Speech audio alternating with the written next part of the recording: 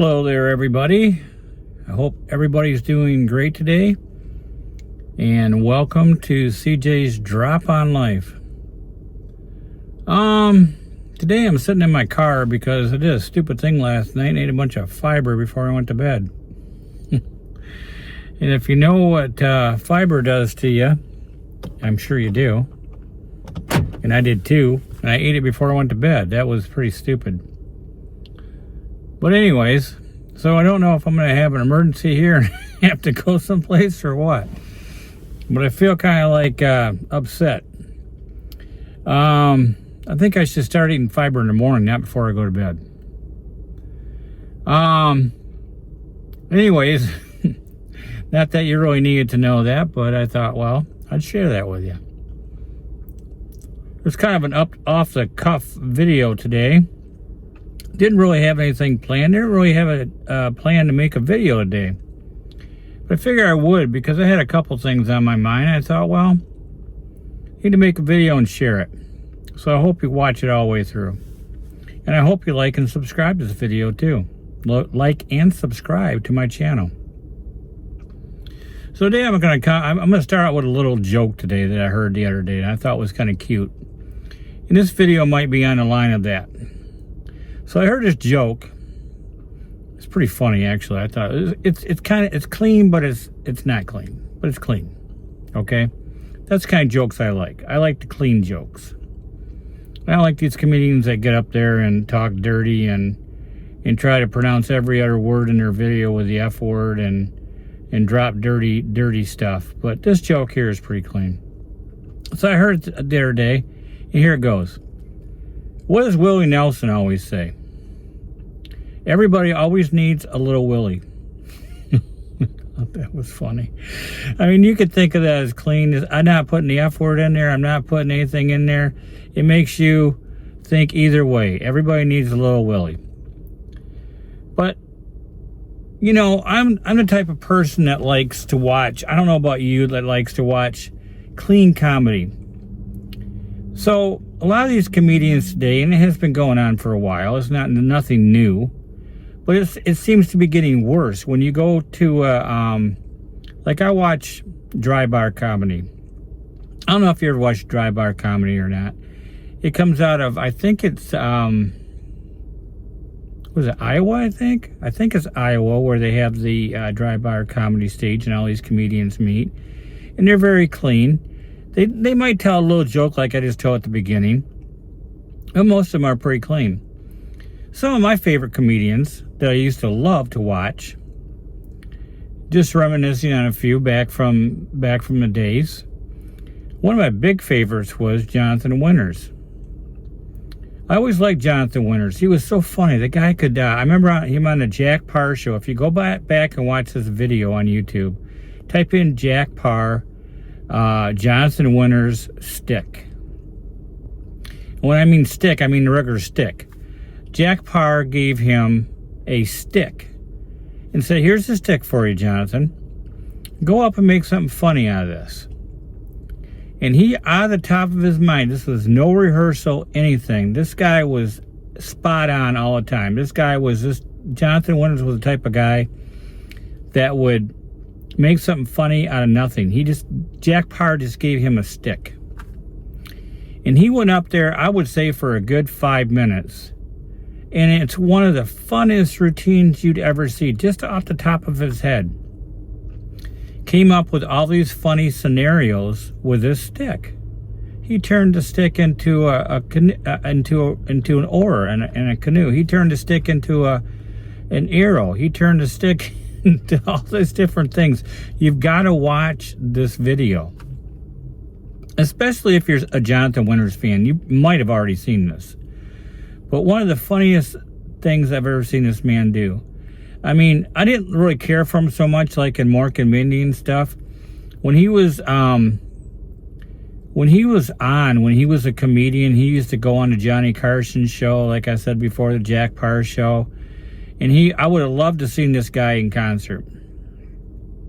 Just stand up, you know. I would have loved to see him. He was so clean, so respectful.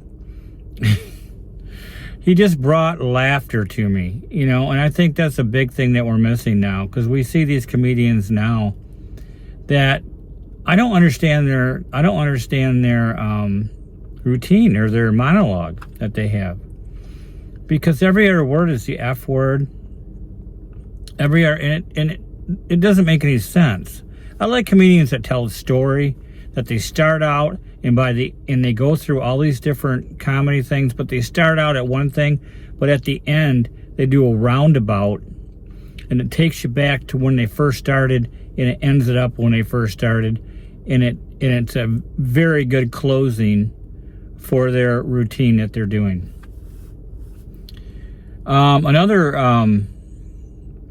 Another guy that I really like to watch, when I watched the Dean Martin roast back in the day, I always loved Foster Brooks. You know, the guy that got up there and pretended like he was drunk. But if you research Foster Brooks, he never really drank a day in his life. But he could play the best drunk.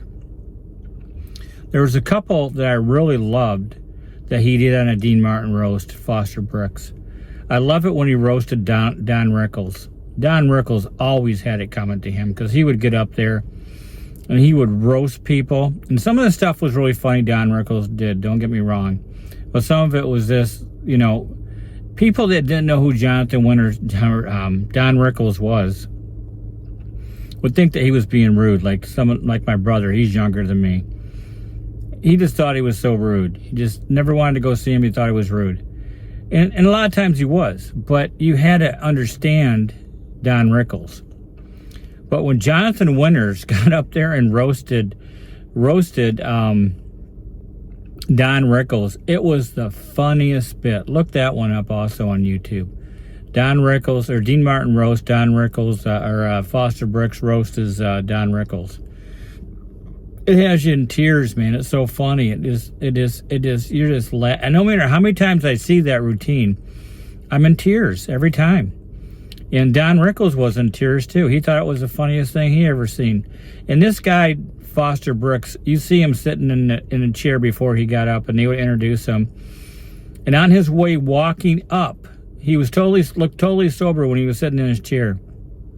But on his way up to the podium to greet Dean Martin, he started getting in his drunk stage. You could see him just switching over, just walking up there. He'd walk a little staggered. He'd get up there, and he'd pretend like he was just had, you know, couple too many drinks. Look up Foster Brooks. This guy was amazing. He started out as I think it was a weatherman, I want to say, on a news station in Ohio. Same place Jonathan Winters was from. He was from Ohio. And he was from the backwards country in Ohio. He was kind of I would talk about his family. Kind of like Larry the Cable Guy, but a lot cleaner. Gosh, when I was a kid, my mom took me to go see Red Skelton. And that guy was phenomenal. I mean, I remember him now, and I really appreciate it now. But I didn't really know who Red Skelton was when I was a kid. And I was probably 8, 9 years old. And he gave me kind of the inspiration, which I never carried through. But he gave me the inspiration to be a comedian. Some of these guys did. I never got up and done it, you know. And it's something I want to do, and it's on my bucket list to do, to just go to an improv one time and do a stand-up routine. I got a lot of things in my head. I think I could be funny, you know, maybe. I mean, you got to have the confidence before you get up there, right? But he was always funny to me. Gosh, Sid Caesar, he was always funny.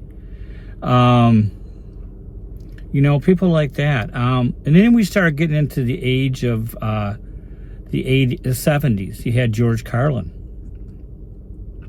George Carlin just he started off not the way he ended. He started out funny. I think he would play a weatherman and stuff like that. But he was in his later years, he got very political. And a lot of the stuff he talked about being political, you can see today. You can really see it. And some of his stuff was, provocative and kind of not very clean. But he had his way about him. He carried his way a certain way. He had great confidence in what he was talking about. And it's almost like he did a lot of research, and it came to him from personal endeavors that he went through. And George Carlin, my son, I showed him George Carlin, and he's, in his 30s. And he likes George Carlin. So George Carlin has carried down to the younger crowd. He thinks he's totally funny. There were so many comedians like that. You had your Richard Pryors, who was, he was getting at that edgy stage back in that time, to where he went through a lot personally, and he put it out in his shows, what he went out, and some was dirty, Then you got to the Eddie Murphys, who was good in all respect. He did a lot of good things in movies. He was very clean in his movies that he did, but his stage performance wasn't always the best. It was good. I mean, it was funny to a lot of people. This didn't appeal to me, because it was dirty and gritty. So if you're a Richard Pryor fan, all the power to you. I mean, he was, or Eddie Murphy fan, he was very good. But it's just the kind of comedy that started evolving into what we have now. To what we have now in comedy is very dirty and political, and very mean in a lot of ways. I don't think we need that in comedy. I mean, you can go to any station, you can go to a news station and see the kind of crap that they're talking about, these comedians of today. And not all of them. Like I said, I watch Dry Bar Comedy on YouTube. Look it up. Every comedian on there has to be clean. They cannot be dirty on stage, because there's kids in the audience and there's people in there. And I'll tell you what, for how clean the comedy is, they got people laughing like crazy. And I watch a lot of it. And at the end, you can donate to them. You can donate to them, for what you just watched. A lot of them get by on donations. I'm not sure if Dry Bar Comedy pays them. They must pay them something. But usually the videos they put up, they get a lot of views. I mean, in the millions of views. So they're making probably a pretty good income off of YouTube itself. But that's a lot of what the comedy that I like. I also went when I was a kid, and I really don't remember it very well, like I did Red Skelton. But I went to see Milton Berle when I was a kid too, Milton Berle. And he was clean, Uncle Milty. He had his TV show on back in the 50s, and he did a lot of gags, a lot of skits and stuff, and had a lot of good people on his show. And I like Milton Berle. Sometimes I'll go back and watch some old stuff of his. But some of the tandems that they had for comedians back in the day too, like the Marx Brothers, I love some of their stuff. Laurel and Hardy was my dad's favorite. I got into Laurel and Hardy when I was a kid. My dad used to have a whole VHS library of all their movies, Flying Deuces, all that stuff. Those guys, I mean, God, they were funny. Oliver Hardy, he was just a straight guy. And the guy, for how big he was, he could dance, man. He could put on a dance show. So funny. And Laurel and Hardy, he was Stan Laurel. God, I couldn't think of his name. Sorry, Stan Laurel. He learned from Charlie Chaplin. Now that's going back. And Charlie Chaplin had some great silent stuff, back in the day. And Stan Laurel learned from him. And Stan Laurel, you can see a little bit of Chaplin in Stan Laurel. But he was just, comically, he was just on, And everything you've seen him in, he was so funny. There's so many of them. I could sit here and name a few more, but you get what I mean, I think. The comedy of today is not all that funny to me. And one guy that I do think that is more modern now, and I went to go see him in Raleigh, North Carolina. My son knew I was a big fan of his and liked him, was Kevin Neely. This guy, we got in there late, and the place was packed. I mean, packed. And he got up, and he was on stage for a good hour. And then he took questions from the audience, you know. After he got almost done, he said, I want to open up to questions on the floor. You want to ask me some questions? Because, you know, he was on Saturday Night Live. He did a lot with Dana Carvey. He did, you know, if you remember Hans and Franz on Saturday Night Live skit where they were the muscle builders. That was a funny skit. But I did ask him a question of how he liked working with Dana Carvey, you know, and he answered me, and it was so funny the way he answered it, because when I asked it, you know, there had to have been, you know, 200-300 people in this small comedy club, and he was so polite, and he answered in such a funny way that everybody laughed, and I appreciated asking him the question to get just to say something to the guy, because I do like him. I think he's funny. You know, I don't care about his political views. I don't listen to people's political views because I don't care, because everybody has an opportunity to be who they want to be and what they want to believe in. I don't like when a comedian gets up on stage and they tell their political point of view and they start going off on just politics. To me, that's boring. That's some of what I didn't like about Carlin. I liked it when he talked about certain things, but when he started getting political, it just kind of, you know, wasn't funny. It didn't interest me, you know. And but a lot of the old comedians, you know, you got the Marx Brothers in the movies, Laurel and Hardy. You had Buster Keaton. You had the guy I seen the other day that was always intriguing to me when I was a kid was Harold Lloyd. Harold Lloyd, that guy was amazing doing stunts. And he'd make everything so funny that he did with a stunt. And that's what I'm trying to say today, I guess. I'm just trying to make a video on comedians and how it has progressively gotten to the point to where these comedians nowadays aren't even funny to me anymore. I don't know if it's my age and I just don't want to hear it, because I can listen to the news and I can hear everything they're talking about. And I choose not to listen to the news because I don't want to get depressed over issues that I know that are going on. I mean, I don't want to bury my head in the sand, but I don't need to know what's going on. And I don't go to see a comedian to hear their political point of view and how they differ with one side or the other. To me, it doesn't matter. To me, that's not funny. That's everyday life. That's how people operate today in life. Everybody's ticked off at each other because they're on one side or the other. And to me, I don't like it. It shows the decline in our society today of how people are feeling, how people are acting towards each other. I don't want to be in that. I don't want to be into the point to where I walk down the street and someone's got some kind of hat on saying their political point of view. I don't care. I'm not going to approach you and say, hey, you know what? You're a jerk for liking that person. And people actually do that. People will go rip off hats off people's heads just because they don't like what their hat states. Or they're wearing a t-shirt and they stop them in the street and they argue with them. So that's where that's what I wanted to make the video about today. And, I hope you watched all this to the end, because I did have a message in this, and I think you can see the message that if you got the opportunity to go to see a comedian, it all depends on what you like. I don't care what you like. I know what I like. I like comedians that are clean and can just get up there and command the room.